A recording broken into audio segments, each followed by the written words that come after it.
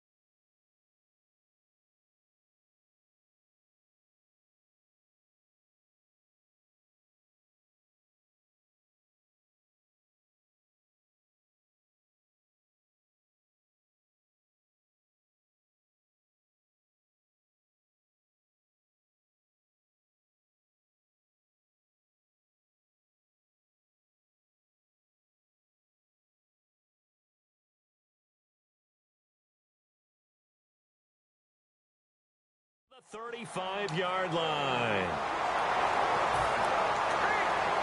And now a first down following that long gain. And the D-line pinching together must be expecting the run. On first down, it's Newton. They'll set up the screen for Stewart. And this play will be blown up. He'll lose yardage back at the 38. A loss of a full 3 yards, and now it's second down. And now it looks like they're going to be in the hurry-up. Now flags will come in. I think this one's going to be on the defense for jumping. Neutral zone infraction, defense. Too quick to the trigger that time. Neutral zone infraction, and that'll cost him 5 yards. So on second down, the field goal unit is on here as they try to get 3 before half. From the left hash, it's an even 50-yard attempt.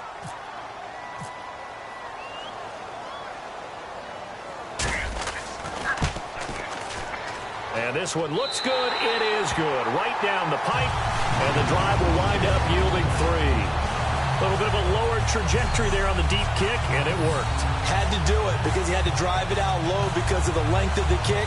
Able to do that, got it above the defense and over the post.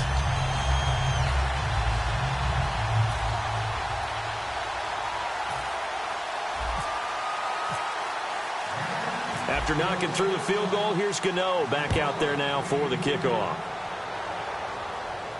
This is taken about 7 yards deep. And not wanting to risk anything here late in the half, he'll just take a knee, and they'll bring the football out to the 25.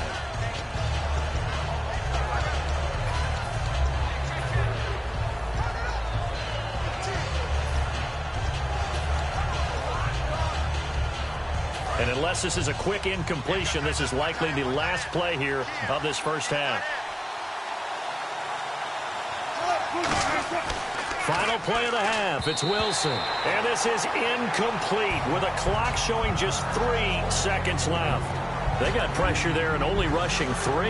And there's a defensive coordinator right now who is celebrating not just getting home with 3 there, but realizing if that's the type of pressure he can get in the entire game, then his pass defense is going to be excellent. You're dropping 8. Where are you going to go with the football?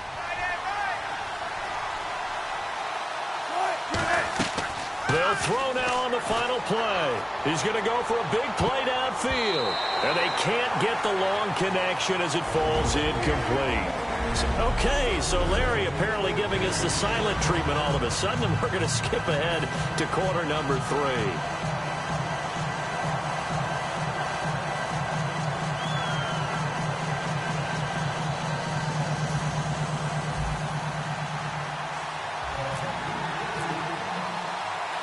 So both teams have their marching orders, and we'll get going again here in quarter number 3.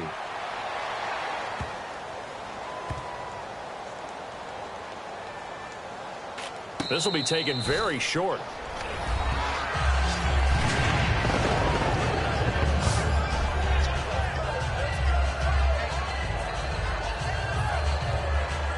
Gano now to add the extra point.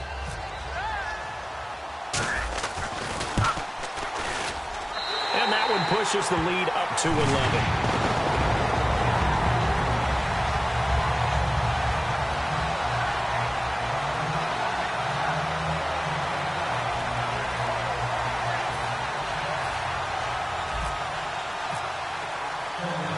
Gano out to kick this one away. This is taken about 7 yards deep. And he's up past the 20 to the 22-yard line.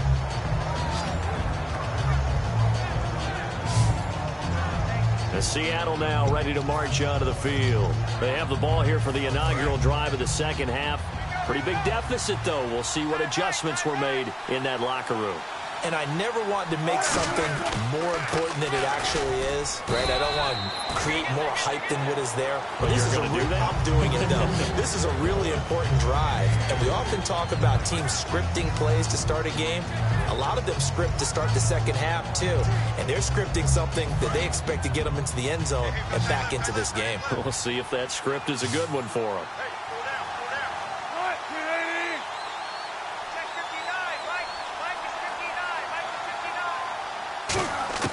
On On second down, Wilson. They'll lock it with a grab over the middle. And he's able to get out to the 32, brought down there. And there they went crossing route against the zone defense. What do you think of that? It takes real coordination between the passer and the receiver because you've got to read those zones and where the open spots are and be on the same page with the guy throwing the football. Because sometimes you're throwing it in front of the zone. Sometimes you're throwing it between the zones. Sometimes the receiver's going to just kind of find a spot and what we call sit down and present himself to the quarterback and throw it there. It's a tough read, but when they're in sync, it's really effective. They'll come out in the pistol. On second down, here's Wilson. Under a heavy rush, and down he goes. Thomas Davis. Tough to handle on that blitz. He gets him for a loss of 5. Man, he got in there so quickly, Charles. What could the offense have done to adjust and account for that? But what you're hoping is that you figure out and you see and get a clue that maybe there's going to be some pressure coming at you, and you change the blocking schemes. Maybe you go to max protection. The biggest one is maybe you bring your running back in to try and keep you clean. But in that case, that didn't happen. Zero accountability, and a sack resulted. On third down, Procise. And he will lose yardage here back at the 23-yard line. Losing 4 yards that time, and now it's fourth down. Here's John Ryan now. On for his second punt. He'd take a repeat of his first. We just saw another example of how the defense is winning this game. Really at the point of attack, the offensive line's just getting pushed around. I think now as a play caller, you got to give them a little bit of help. Maybe keep your tight ends a little bit more. Maybe the running backs help you a little bit with the pass blocking. But you've got to help them get some confidence because you can't abandon the play calling right now. Now we take a glance at the offense as they work their way back out for their first possession of the second half.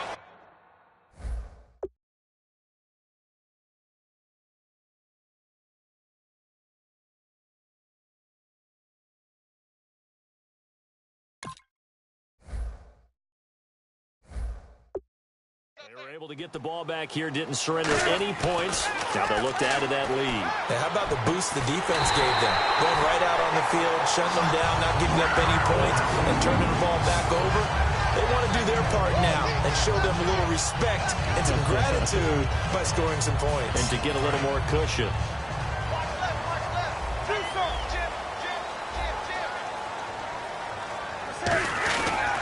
Now Stewart on first down. And he's got room. And inside the 20 before he's brought down.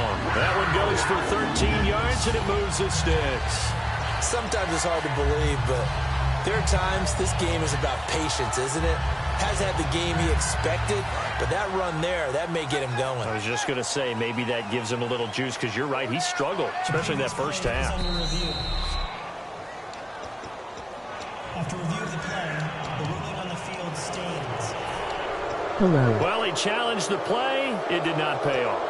And that means he lost a timeout in that challenge. And as a coach, you hate that. Don't know if you took the advice of the player, you threw it yourself, but it didn't go your way. At the end of the day, it all comes back to the head coach. He has the final determination on whether to actually challenge the play or not. In this case, it didn't pay off for him. And that's got to be so heartbreaking. You throw that flag, you probably feel... And he will take it across for a Panthers touchdown. Greg Olsen, a beast in the red zone with his second touchdown of the game. And the Panthers add on to their lead. In order to lead in a game, you're going to get plenty of contributors, but that's his second touchdown catch of this game. He's one of the key guys in this one. And you better believe he'll be looking for the hat trick here as this one continues to go. And they're able to up the lead by one more.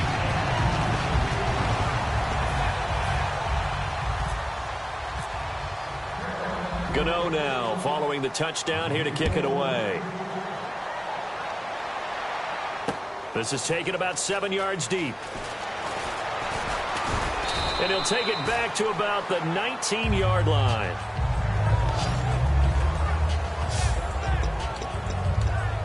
The Seahawks offense now, they get set to go back to work. And on the last go-around, they really couldn't get anything going. They had to punt from deep inside their own territory, which means you're going to lose the field position battle as a general rule. What they're looking for now is a little more consistency, move the ball at least a few times on offense, get a couple of first downs, and hopefully... He's got a man, complete.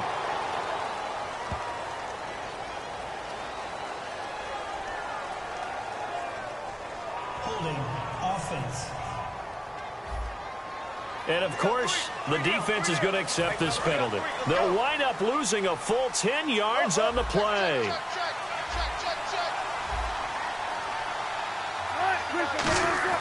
Now it's Wilson. And this is going to be caught. He won the fight for the football. A very solid gain of 27. A great job pulling that one in from a guy, as we know, who can really blaze. He's got a lot of speed. And that speed can work for him so many different ways. Sometimes he just takes off and goes and just runs past people.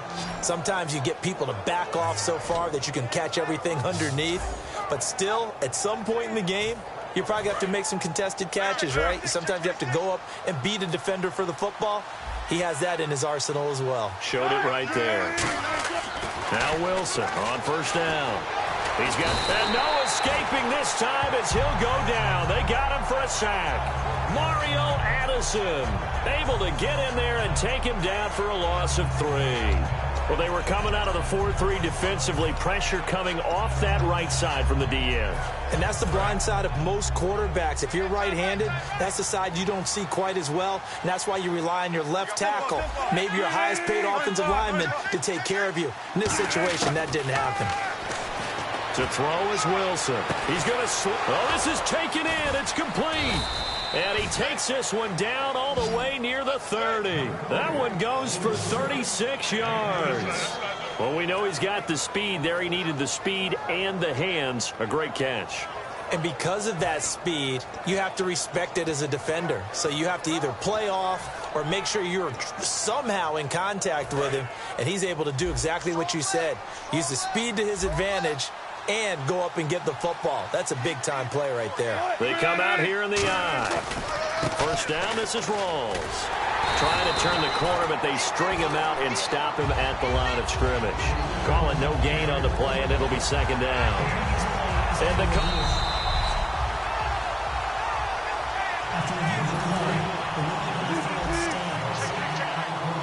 well, he challenged the play. It did not pay off. And that means he lost a timeout in that challenge. And as a coach, you hate that. Don't know if you took the advice of the player, you threw it yourself, but it didn't go your way. And a loose football. Rawls loses it, and his guys are going to take off.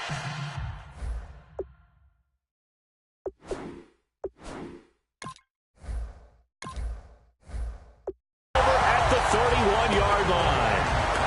The psychology of the game never ceases to amaze me because you would think there would never be a fumble from what we hear from coaches all the time, right? And how much they practice not fumbling. Practice it, preach it, talk about it all the time. You would think no one would ever turn it over. Yet they are humans out there running around, and we just saw another one. Opportunistic by the defense. Now Jonathan Stewart getting set to go as he trots back out there. And after a sluggish start, he's really bounced back. The numbers bear that out. And you're a baseball guy, partner. How many at-bats over the course of a baseball season? Oh, boy, 4 in a game. Yeah, about 4 in a game. 4 times 100.